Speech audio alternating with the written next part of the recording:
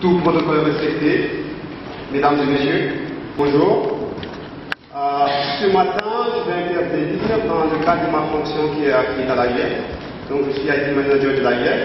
Donc, comme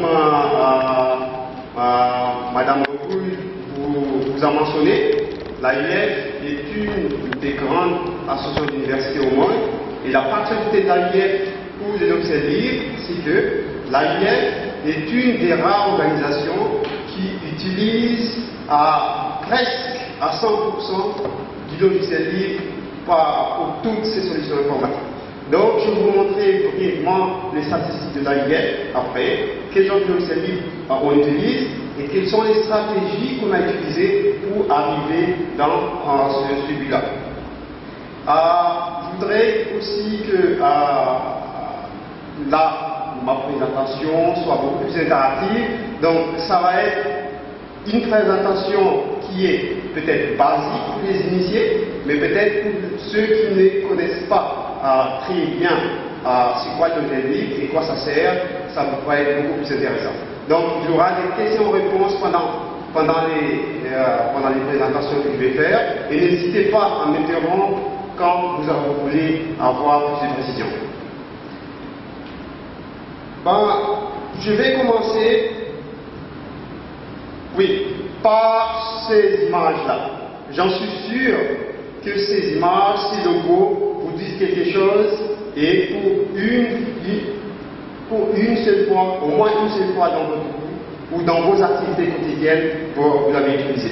Donc, vous l'avez compris, ces logiciels que on est en train de montrer à l'écran, donc leur particularité, c'est que ce sont des logiciels libres. Donc, c'est justement l'objet de cette présentation, vous présenter ce que c'est vraiment le logiciel libre, ce que c'est vraiment le logiciel libre et quoi ça sert dans la vie quotidienne de chacune de nos activités. Est-ce que vous avez une idée qui est ce monsieur? Oui. Donc, vous l'avez compris, c'est Bill Gates. Donc, Bill Gates, lui, c'est le fondateur de Microsoft, qui est un système d'exploitation propriétaire, et à partir de cela, il a gagné beaucoup d'argent, et ça fait partie d'une personne des plus riches au monde. Deuxième photo, est-ce que vous avez une fois entendu parler de ce monsieur? Est-ce que vous connaissez ce monsieur? Est-ce que quelqu'un connaît? Oui, je m'en doutais. C'est vrai que ce monsieur, il est des gens modestes, mais je peux vous dire que ce monsieur a contribué massivement au développement et à la recherche informatique. D'ailleurs, sans ce monsieur, je ne pense pas que ce séminaire d'aujourd'hui aura lieu. Donc ce monsieur, il s'appelle Richard Stallman. Et c'est le fondateur ou l'initiateur du concept de logiciel libre. Donc, je pense qu'on va passer avec un peu d'histoire. C'est quoi ça a commencé depuis quelle année le concept de logiciel libre? Donc, avant les années 70, les développements de l'informatique étaient réservés aux chercheurs, aux initiés, aux informaticiens. Et chacun partage ses codes, et par contre, les droits d'auteur n'étaient pas très bien définis avant les années 70. Durant les années 70, il commençait à y avoir les grandes utilisations des logiciels. Donc là où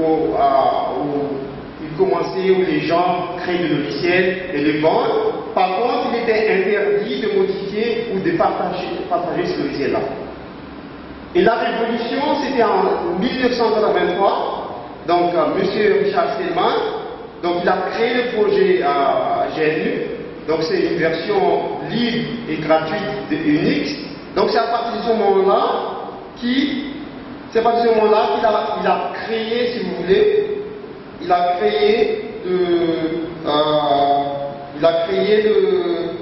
l'association en question qui a contribué au développement du logiciel libre.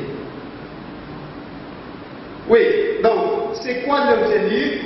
Donc, le logiciel libre, si les sources sont disponibles, modifiables et réutilisables. Donc, il y a plusieurs aspects en fait auxquels on mélange ce mot libre-là par rapport à un logiciel gratuit, par rapport à un shareware. Donc, dans la plupart des cas, les entreprises qui commercialisent des logiciels considèrent les sources comme un secret industriel. Par contre, il est important de mentionner que le logiciel libre, c'est carrément la différence de cet aspect-là. Donc, les gens créent leur logiciel et les partagent aux autres afin que les autres regardent les failles du logiciel en question et puissent s'améliorer. Donc, c'est un peu ça les concepts de libre et c'est très récent, d'après ce que j'ai dit, c'était en 1983. Le logiciel libre est protégé par une licence. Okay? C'est très important qu'éloigner du concept de domaine public. Bon, vous savez, quand le logiciel est public, donc tout le monde peut faire ce qu'il veut. Par contre, un logiciel libre est protégé par une licence. Il y a plusieurs types de licences dont on va regarder après les détails. Aussi, il faut savoir, dans les concepts de logiciel libre, il y a le respect du standard aussi. Ça, c'est très important. Parce que les gens qui développent le logiciel libre respectent des standards spécifiques. Que du niveau les formats de fichiers, même l'écriture du code, donc ce qui permet en fait aux autres développeurs de pouvoir reprendre le programme après. Ça c'est très important. Donc il y a ces termes-là en fait, d'habitude il y a des mélanges. Hein. Donc il y a des gens qui utilisent ce mot libre-là à la façon dont ça les arrange. Donc un logiciel libre, n'est pas domaine public, hein. Comme je vous ai dit, il y a une licence de logiciel libre. Le logiciel libre n'est pas gratuit. Donc, un logiciel gratuit, c'est un logiciel freeware. Peut-être ce logiciel gratuit-là, peut-être c'est livré avec des formats binaires, des applications. Mais par contre, comme on disait tout à l'heure, le logiciel libre, il faut qu'il soit livré avec des sources. Donc, le logiciel libre n'est pas du shareware. Donc, comme on connaît, c'est un logiciel commercial. Un shareware, c'est un logiciel commercial distribué en binaire avec une période de test. Donc, ça n'a rien à voir avec l'open source. Par contre, la vraie définition de logiciel libre, c'est qu'il est modifiable, copiable, distribuable et protégé par les licences. Et éventuellement, il peut être gratuit. Donc, il se peut que le logiciel libre n'est pas gratuit. Donc, ça arrive dans cet cas. Oui, on disait tout à l'heure, brièvement, je vais passer sur ça. Il y a des licences, donc les services sont protégés par des licences. Il y a plusieurs types de licences, mais ce qu'on attend la plupart du temps, c'est la licence GNU GPL. Oui, donc il y a des garanties aussi. Hein. Moi personnellement, j'ai de l'expérience de logiciel libre déjà en tant que IT manager de l'AIR, mais aussi en tant que chef d'entreprise, parce que j'ai créé en 2009 une entreprise de développement de logiciels et on utilisait spécialement du logiciel libre. Donc, le logiciel libre, c'est stable. Et en plus, il y a des communautés de développeurs qui contribuent.